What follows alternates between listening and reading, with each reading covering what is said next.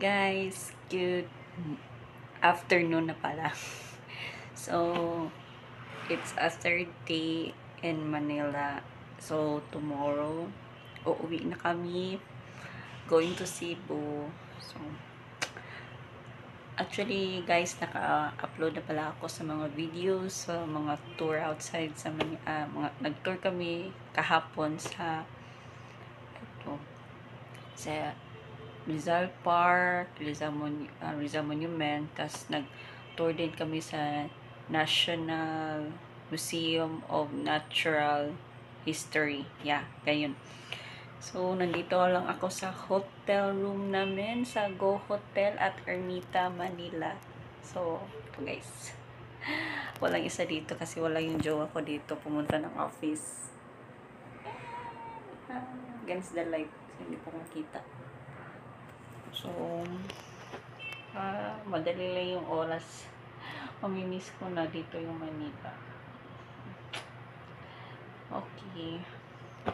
At least, anak ko, nag-enjoy ako kahapon. Kahit napagod ako, masakit yung paa ko. It's nice. Ay, hindi. Na-stress din ako. Kasama yung jowa ko at saka yung pamangkin niya. Ay, yung pinsan niya pala.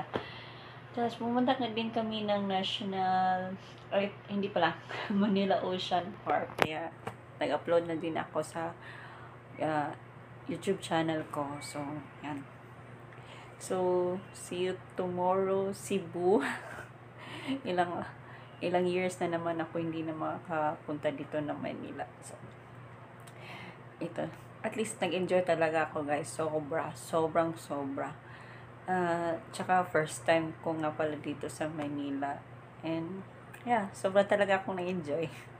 Tapos yung picture sa National Museum nga pala, nag-take pa lang ako ng pictures kasi bawal yung videos doon. So, konti na yung mga videos ko yung in-upload, tsaka i-compile ko na lang lahat. Yan, doon sa Rizal Park, yan nga sa Luneta Park, yan lang. Konti lang yung binis namin na mga tourist spot. Sige guys, yan lang guys. So, yeah, day 3 nga pala ng stay namin dito sa Manila. So, see you soon nga pala Manila, and ilang years na naman ako makababalik dito.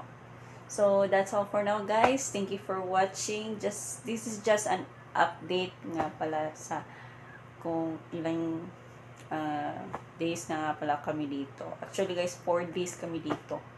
So, Friday ng madaling araw nga ako nakapunta dito ng Maynila. Kasi kala ko nga delay yung flight ko eh. Pero, yeah, just an update lang. So, that's all for now, guys. Thank you for watching, and don't forget to subscribe in my YouTube channel.